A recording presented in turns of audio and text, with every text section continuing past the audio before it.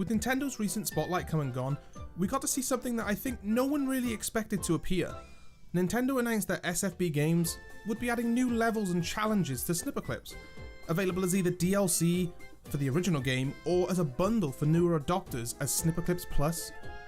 This interested me a lot as I love playing Snipperclips with my girlfriend, and now I can't wait for more potentially relationship-ending puzzles to come our way. Hey, my name is Jazz from Split Controls, and let's take a look at the base version of the game and see if it's still worth picking up before the DLC releases later this year. Leading up to the release of the Nintendo Switch console, there was such a buzz about Zelda Breath of the Wild and how it would be the game that would sell the system and pick up early adoption.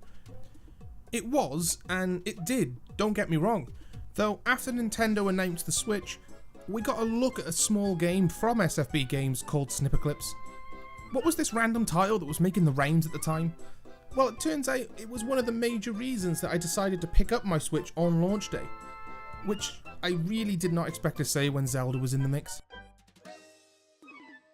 Snipperclips is the game that really shines a spotlight on the Switch's proof of concept. Is it a technical and graphical masterpiece? No, it's not, but that's not the point I'm trying to make.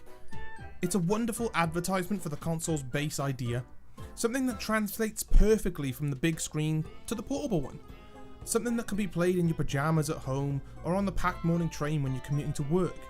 It's just so easy to get going. Just whip out the Joy-Cons from the console and you're ready for some co-op cut-em-up fun. It's not 1-2 switch. You don't need a room to stare each other down whilst playing. You just plonk the console down and get going. You can whip it out for an impromptu session, explain the mechanics in seconds while you're setting up the console, and then you're off. In some ways I think it was a better advertisement for the console's features than 1-2 switch was. Snipperclips' real promise and strength comes from its core mechanic though. It takes a simple idea and expands on it, showing its own beautiful understanding of the interactions in same room structured social play. Its bright colours, simple shapes, and downright childish humour can get most people to at least accept a Joy-Con and try it out with you. Pair that with its simple mechanics that can be explained in seconds, and now you have a game that anyone in the house can enjoy. Which is going to be the most preferable way to play, as the game is best played while with friends. So what kind of content do you get for your £17.99 or regional equivalent? Well, to be truthfully honest, not as much as I would have hoped for. Snipperclips comes with 66 puzzles in total, all single screen with a unique objective. 45 of these can be played solo or duo, whilst 21 have been specifically designed with 2 to 4 players in mind. But what do you have to do? Well, you might need to fill a tank with water, help a cactus ascend to the sun, maybe carefully place your ever so delicate bird eggs into nests. The game never really tells you what you need to do.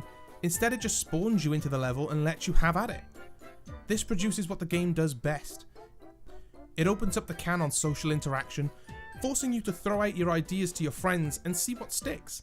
Lively discussion is how I would describe it really. A simple way to enforce camaraderie in your endeavour, you could say.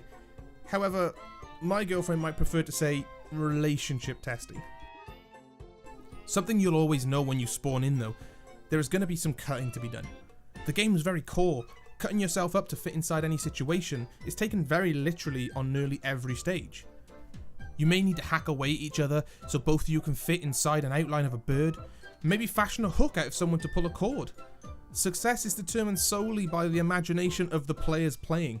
Some may go with the ever so careful trimming to forge the perfect spike to pop that balloon, whilst others, like myself, take the brute force method of trying to solve the puzzle before your partner even gets a word in. Each level can be tackled in so many different ways based on the players who are actively playing. Even though I would say replayability is rather low after your first time around, it's just as much fun watching a new set of players figure out the puzzles in ways you didn't even imagine. The simplistic controls and mechanics allow anyone to figure out the puzzles put forward to them. The ability to snip tiny pieces from each other whilst rotating, flipping, crouching, allow the most complex of shapes to appear without too much effort at all. It's all delightfully effortless but very satisfying, whilst also being paired with the mischievous and faintly erotic moans and giggles that give this game its charm. The game never really feels like it has a steep learning curve either. Each level has been expertly placed and tested to make the increase in complication gradual and fully understandable by the player. Early on, the solutions are merely just moving one object somewhere else. You might not even need to make a single cut. Difficulty increases as you progress, but not so much that you feel like you were dropped into something you weren't prepared for. Perhaps you now need to plop your butt on your partner's head and cut out a bucket to carry a ball. Maybe next level you need to use that information to cut specific shapes from your partner. Who knows? If you are a solo player though, I would honestly recommend you give Snipperclips a miss. The solo play experience never quite comes into its own like the multiplayer does. The engagement is still there as you control both playable characters at once, though it doesn't just seem joyful to play. In fact, it can quickly lead to frustration since you don't really have that social interaction with another player. It's very easy to confuse which character you're trying to control, causing cuts that you didn't really want to make or moving away from something you're holding. Things can just get really frustrating. Like I mentioned before, the only real shame is that there's not more of it. You can easily blow through Snipperclips in a couple of hours, and even less time if you're playing solo. That ends up being one of the game's major problems. The game really struggles to incentivize return visits, largely due to its unexpectedly restrictive puzzle design. While you may think the idea of solving these puzzles in multiple different ways offers replayability, the fun is removed if you know the finish.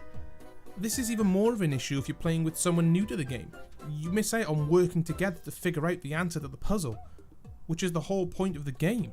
Though it looks like the DLC aims to help alleviate this issue. The DLC comes with 30 unique stages, along with new challenge stages too. It also adds in a new mode where you can replay any completed stage again, but this time you both spawn in as random shapes rather than the standard rectangle circle thing. This adds randomly increased difficulty to stages that you may have breezed through before. Imagine spawning in as two small circles in a stage where you need to try and make buckets out of yourselves. Let me end on this though. The beauty of Snipperclips is that the game never really strays away from the simplicity of its core. Rather than muddying the paper cutting action with needless contrivances, it escalates the challenge simply by placing greater demands on your creativity. It remains accessible for its entire duration, and that's crucial to ensuring it holds up its multiplayer appeal. I'm glad that it's receiving some more level packs, as it's truly a sleeper hit of the Switch and one of my favourite games of the year.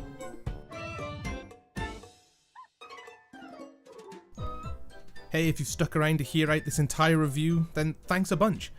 If you'd like to hear more from me in the future, then please hit that subscribe button and like the video. If you'd like to add your own little bit to the review, then leave a comment. I hope you stop by for the next video, so until next time, peace.